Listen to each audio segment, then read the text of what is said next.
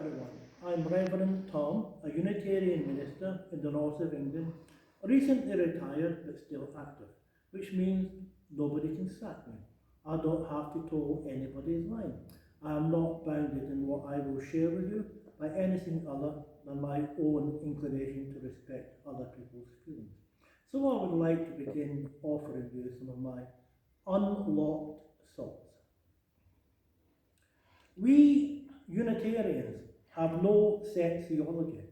We have no list of approved belief, and we have no creed. There is nothing that we are forced to believe, and there is nothing that we are forbidden to believe. We embrace a diversity of ideas about the sacred, yet we are more than a debating society. We do not meet simply to discuss ideas about God and humanity. We meet to worship.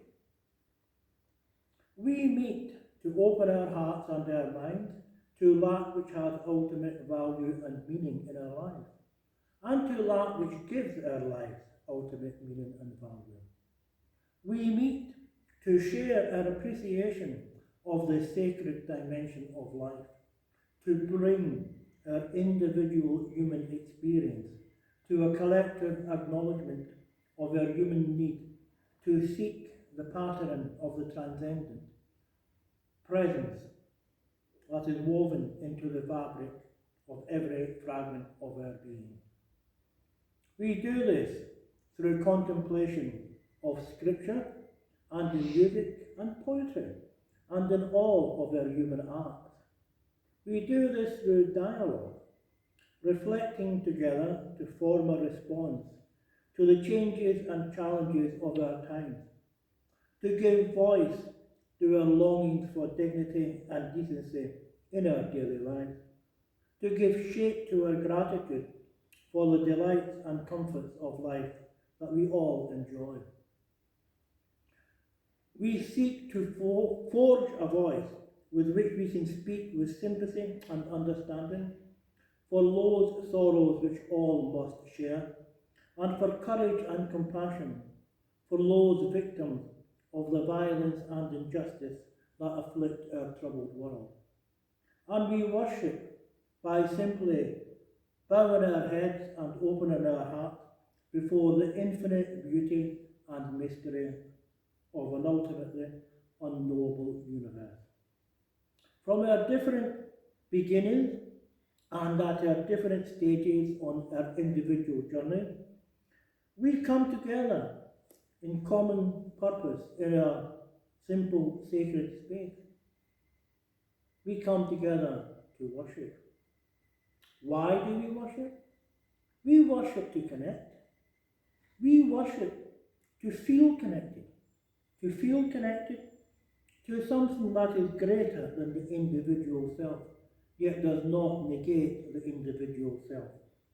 We worship because something in us, deep within us, knows that there is a mysterious essence or presence, an inner wholeness or oneness within life and within ourselves that we can touch in worship. That there is a kindness and lightness of being that we can touch and be touched by. We worship to connect with the deepest reaches of our own being and to reach from the depths of our own being towards the source and purpose of life. We worship to connect. And what do we worship? Now that, you might think, is the tough one. We worship that which is of supreme value, that which represents the supreme meaning and value in life. Does that have to be God? Do we need God? Can we do without God? Can we worship without God? Well, of course we can.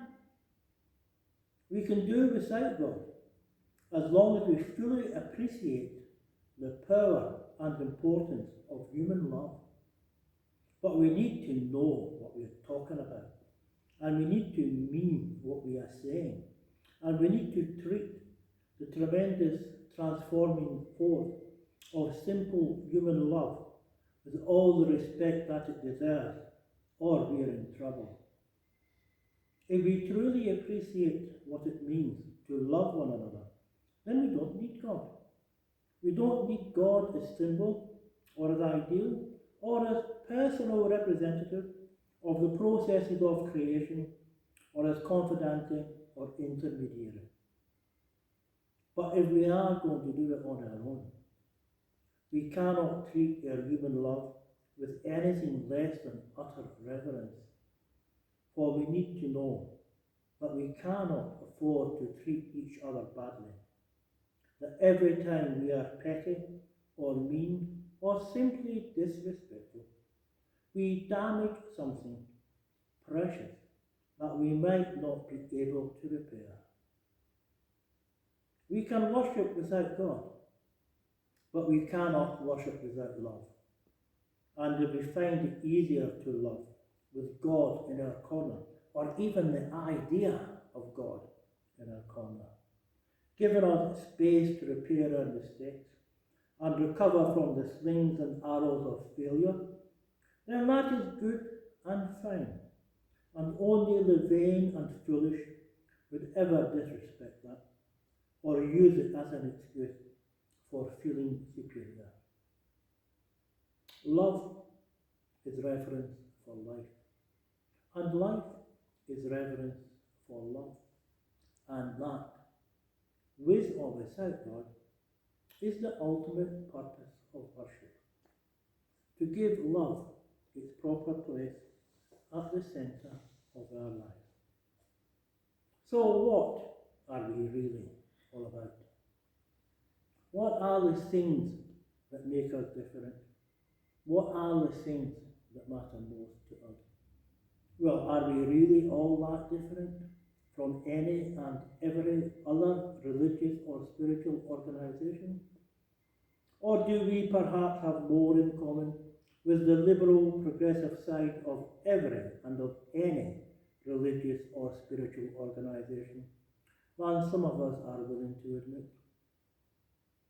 In an age where everyone, but a handful of demented fundamentalists, has accepted that religion expresses its truth in symbol and metaphor, and not in literal fact, the only thing that makes us different is that we began with this perception and have not just recently come round to believe in it. We have always emphasised the unity of religious expression and religious experience. When we say that God is one, we do not simply mean that God cannot be divided into three. We mean that God cannot be divided from the wholeness of life, from the beauty of the natural world, or from the goodness, the kindness, and the generosity that is the uncorrupted impulse of the human heart. What makes us different when we come down to it is that ultimately everything else is dispensable, and what we really are all about is the love of truth and the truth of love. The vehicles for expressing that truth and that love are constantly changing, and they have to change in order to be true to themselves. In 1 John 4:16, it says, God is love, and those who love live in God, and God lives in them. To say that human love and divine love can never be finally divided, for the one is a reflection of the other, is to say the same thing. God is one, and love is one. And to love one another, to cherish one another, and to delight in one another is to touch a truth so profound that the question whether we made God or God made us is rendered irrelevant. If we exist in a loving relationship with each other, then we live in God and God lives in us. Well, maybe there is no supreme being that the theologians can point us towards. And maybe there is no supreme meaning that the philosophers can unravel for us.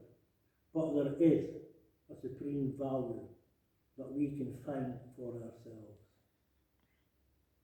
We cannot find it at the end of a telescope or a microscope, or in the Holy of Holies, in the hidden temple, or in forbidden books of secret lore. We can only find it in working through the shapes and colours of the heart in all its seasons. We can find it in the love of truth and the truth of love. And even if we do not want to give it a name or a shape or a face, we can still praise its beauty in prayer and worship. There may well be no supreme being, but the power of being itself is still the supreme mystery and the supreme gift and the sublime truth. And if God is no more than a symbol or a tool to help us engage with the mystery of love and the miracle of life, then that is God enough. If that immortal, invisible spark of inspiration and imagination is all the God there is, then that is worthy of our worship.